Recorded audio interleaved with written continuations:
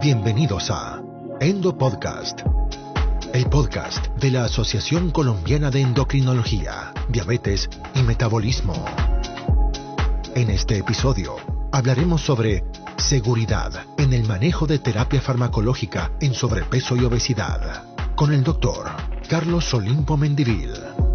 Este podcast es patrocinado por Laboratorios Abbott. Bienvenidos. Hola a todos, bienvenidos a este podcast sobre la seguridad de los tratamientos farmacológicos para la obesidad. Mi nombre es Carlos Mendivil, yo soy médico especialista en diabetes y metabolismo y tengo un doctorado en bioquímica nutricional. Para mí va a ser un placer acompañarlos durante este corto rato para que hablemos de la seguridad de los medicamentos que tenemos para tratar a los pacientes que sufren de obesidad. Para empezar, tenemos que ponernos en el lugar de un paciente que toma la decisión de cambiar su vida, de salir de ese problema que carga consigo de la obesidad y que busca el acompañamiento de su médico y de su equipo multidisciplinario. Entonces, cuando un paciente llega a una situación de esas que es una disyuntiva y que realmente es un reto para él, tiene muchas dudas. Desde luego que se va a enfrentar a una cantidad de cambios en su alimentación, en sus rutinas, en su actividad física, y una de las cosas que les atemoriza mucho a los pacientes es la idea de utilizar medicamentos para bajar de peso.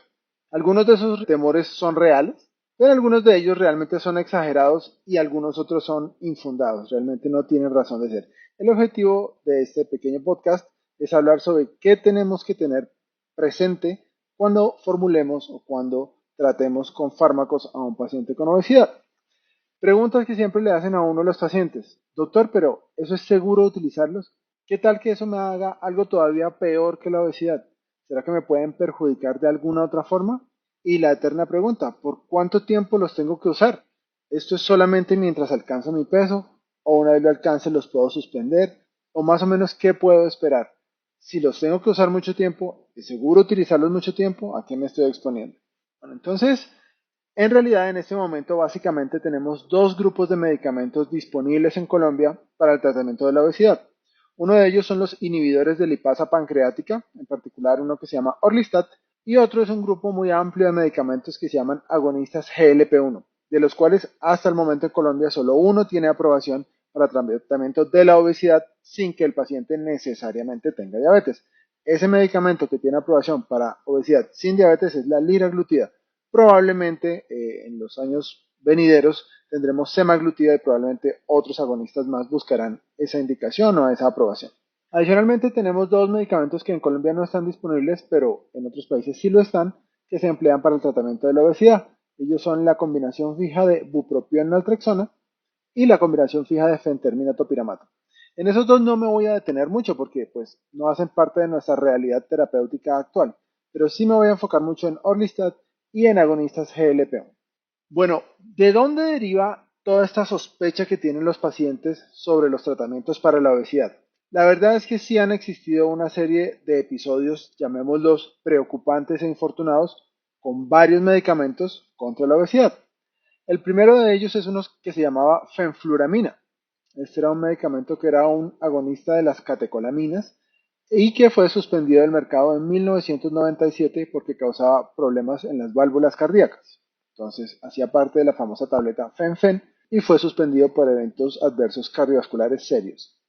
Después, en la década del 2000, fue suspendida la sibutramina, que tenía un mecanismo de acción similar pero ligeramente diferente, por un tema de incremento en el riesgo cardiovascular. Entonces, se derivan dos medicamentos que eran para el tratamiento de la obesidad y salen por problemas de seguridad. Más adelante, entonces, es suspendido el rimonabant. El rimonabant era un antagonista de los endocannabinoides. Fue un mecanismo que se exploró mucho, era un medicamento que buscaba tratar todo el síndrome metabólico y fue suspendido por un aumento en ideación suicida, casi 10% de los pacientes. Y ya para rematar, recientemente, hace un par de años, un medicamento que es la lorcacerina, que había sido aprobado en algunos países para el tratamiento de la obesidad, en un estudio que se llamó el Camellia, fue suspendido porque hubo un pequeño aumento en la incidencia de nuevos cánceres. Entonces van 4 medicamentos que sacan por esto. Pareciera ser preocupante, pero el mensaje es, si bien esos medicamentos los han sacado por seguridad, todos tenían mecanismos de acción diferentes entre sí y diferentes a los que tenemos disponibles hoy en día. Entonces, Mi mensaje es, con los que tenemos actualmente sí es seguro tratar la obesidad. Vamos entonces con el Orlistat. El Orlistat, les decía, es un medicamento que inhibe la lipasa pancreática y al inhibirla hace que uno en la deposición elimine aproximadamente el 30% de las grasas de la dieta. Entonces, entra el 100% a mi boca, pero a mi organismo apenas entra el 70%.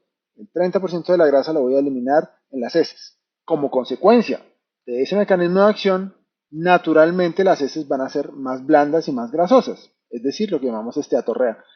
Eso puede a algunos pacientes molestarle, a otros no tanto, y en algunos puede acompañarse de un aumento en la frecuencia de la defecación, no en todos, no en todos.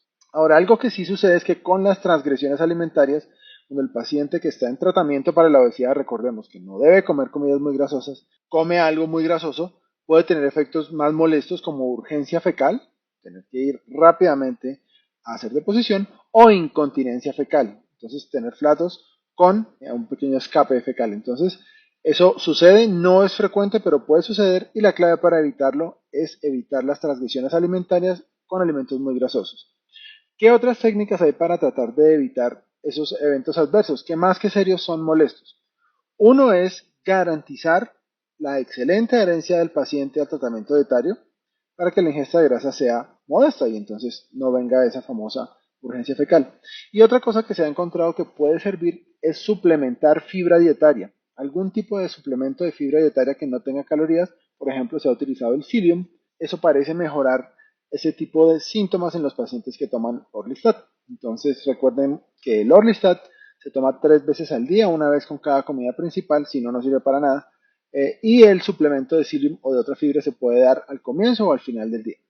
Otra recomendación de seguridad que tiene importancia en el uso del Orlistat es vigilar los niveles de vitaminas liposolubles. Recordemos que hay 4 vitaminas liposolubles, la D, la E, la K y la A, y naturalmente, si baja la absorción de grasas, baja la absorción de vitaminas liposolubles. En adultos, la vitamina E y la vitamina A no tienen un papel tan esencial para la fisiología normal, pero las que sí son muy cruciales y hay que vigilar son la vitamina D, a través de los niveles plasmáticos de 25-hidroxivitamina D, y la vitamina K, que se puede medir directamente o se puede estimar su acción sacándole al paciente unos tiempos de coagulación, particularmente el tiempo de protrombina.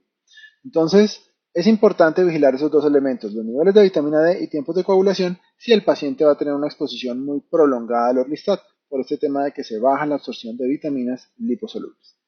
Bueno, y ahí cambiamos entonces de página y nos vamos con los agonistas GLP-1.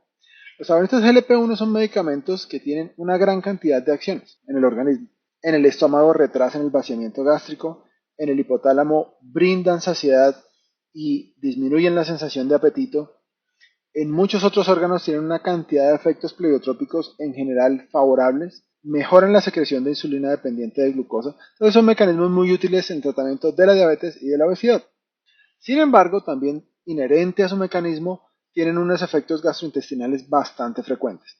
El más frecuente es náusea. Más o menos 1 de cada 4 pacientes presenta una náusea importante, molesta, el 25% más o menos. De esos, más o menos la mitad llegan a presentar vómito, es decir, más o menos un 12-13% llegan a tener algún episodio de vómito, sobre todo al inicio del tratamiento.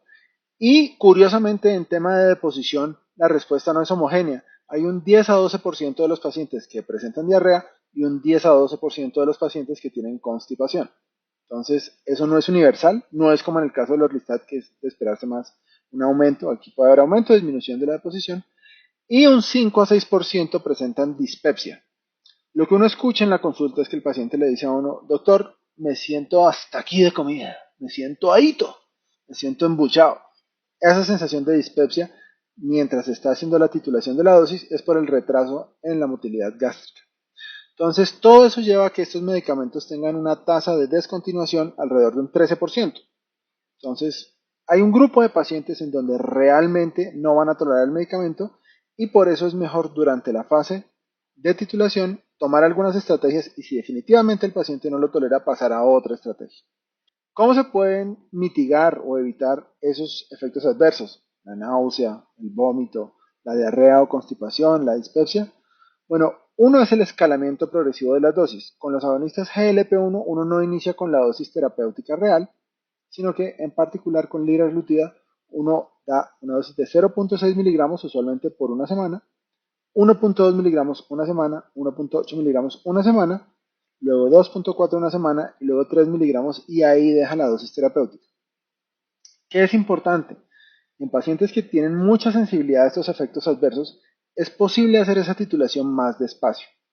Uno puede demorar al paciente no una semana, sino 10 días o incluso 2 semanas en cada nueva dosis. Y si bien eso va a retrasar el efecto terapéutico, eso nos va a garantizar que en últimas el paciente sí tolere el medicamento. Entonces, ese escalamiento lento progresivo nos puede ayudar. Hay también estudios que muestran que indicarle al paciente comer más despacio puede mitigar estos efectos adversos. Y en un grupo selecto de pacientes se pueden utilizar medicamentos antieméticos, medicamentos que retrasan o quitan la sensación de náusea y deseo de vomitar por un tiempo limitado mientras se hace la titulación. Entonces tenemos algunas herramientas para eso, pero es importante saber que hay un grupo de pacientes, 1 de cada 10, que realmente no lo va a tolerar y ahí es mejor intentar otra cosa. Bueno, esos son los efectos más frecuentes, pero hay unos efectos que son muy infrecuentes pero muy temidos. ¿Y qué hay por decir sobre los efectos potencialmente serios de los agonistas GLP-1? El primero de ellos es la pancreatitis, porque tanto en estudios animales como en los primeros estudios fase 2 con agonistas GLP-1 se encontró que podían producir o elevar las enzimas pancreáticas. Entonces, en los grandes estudios de largo plazo en obesidad, con liraglutida en particular, no se ha observado un incremento significativo del riesgo de pancreatitis. Los pacientes no tienen más pancreatitis. Puede que se eleve un poco la amilasa, puede que se eleve un poco la lipasa, pero muy rara vez por encima del rango normal y el paciente está asintomático. Son elevaciones que no se acompañan del cuadro clínico de la pancreatitis. Sin embargo, sí es bueno hacer una medición de amilasa y lipasa en estos pacientes con cierta periodicidad. Se van a recibir el medicamento por mucho tiempo y tener mucha precaución o evitarlo en pacientes que ya han tenido pancreatitis, sea de origen biliar o alcohólico. Segundo tema que es importante con los agonistas GLP-1 en términos de efectos más serios y que se habla mucho, el carcinoma medular del tiroides. Muchos pacientes le dicen, no doctor, yo sufro de la tiroides, entonces yo no puedo usar esto, yo vi en internet. No es sufrir de la tiroides, no es hipotiroidismo, ni es tiroiditis, ni es carcinoma papilar, ni folicular del tiroides. Es en particular el carcinoma medular del tiroides. Resulta que en ratones los agonistas GLP-1 estimulan la proliferación de las células C, las células parafoliculares del tiroides, que son las productoras de calcitonina y son las que originan el carcinoma medular del tiroides, que es un cáncer neuroendocrino bastante raro. Sin embargo, en los estudios a largo plazo, todos los estudios de liraglutida en diabetes o en obesidad se han medido los niveles de calcitonina en sangre y la verdad es que no se han elevado relativo al placebo. Entonces eso en humanos prácticamente está descartado. Y en los únicos pacientes que realmente no se debe usar un agonista GLP-1 por esa razón es en quienes ya hayan tenido un carcinoma medular del tiroides, en quienes tengan una cosa que se llama carcinoma medular del tiroides familiar o que tengan neoplasia endocrina múltiple 2B que se acompaña de carcinoma medular del tiroides. Entonces, eso es como algo tremendamente específico y eso no contraindica el uso del medicamento. Y la última es la patología biliar. Por ejemplo, en el estudio LEADER con liraglutide, que fue un estudio no en obesidad, sino en protección cardiovascular en diabetes, se encontró que los pacientes tenían más o menos 1% más de patología biliar con el uso de liraglutide, colecistitis o colelitiasis. Al parecer, cuando uno pierde mucho peso, por el mecanismo que sea, tiene más riesgo de patología biliar, la bilis se hace más litogénica. Entonces, realmente eso no contraindica la terapia, pero sí es recomendable, sobre todo si el paciente ha bajado mucho de peso, hacerle una ecografía de patobiliar hacia el final del tratamiento. Y pues bien, con esas pequeñas cápsulas esperamos que les sean de muchísima utilidad. Les agradecemos su atención y su tiempo y esperamos encontrarlos en el próximo capítulo de la serie Endo Podcast. Por favor, conéctense y muchas gracias por su atención. Esto fue Endo Podcast.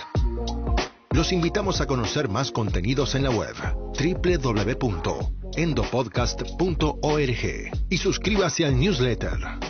Síganos en nuestro Instagram, @ACEndocrino. Nos reencontraremos brevemente en una nueva dosis de Endo Podcast. Gracias por escucharnos.